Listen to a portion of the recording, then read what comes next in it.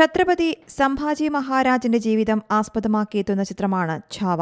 വിക്കി കൌശലാണ് ചിത്രത്തിൽ സംഭാജി മഹാരാജായി എത്തുന്നത്.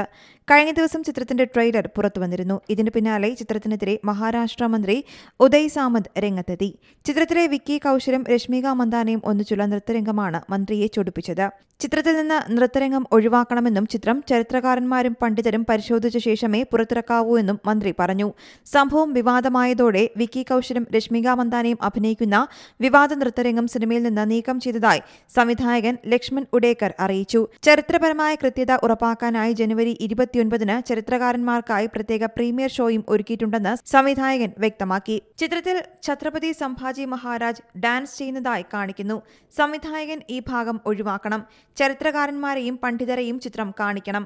അവർ എതിർപ്പറിയിച്ചാൽ ചിത്രം റിലീസ് ചെയ്യാൻ അനുവദിക്കില്ല എന്നായിരുന്നു മാധ്യമങ്ങളോട് മന്ത്രി പ്രതികരിച്ചത്. ഇതിന് തൊട്ടുമുൻപായി മന്ത്രി മറ്റൊരു പ്രതികരണം ചിത്രത്തെക്കുറിച്ച് നടത്തിയിരുന്നു. ഛത്രപതി സംഭാജിയെക്കുറിച്ച് സിനിമ നിർമ്മിക്കപ്പെടുന്നത് സന്തോഷകരമാണെന്നാണ് അദ്ദേഹം എക്സിൽ കുറിച്ചത്. News desk Zee Malayalam news. ഏറ്റവും പുതിയ വാർത്തകളും വിശേഷങ്ങളും വിരൽ തുമ്പിലറിയാൻ സീ മലയാളം ന്യൂസ് എല്ലാ ഡിജിറ്റൽ പ്ലാറ്റ്ഫോമുകളിലും ലഭ്യം.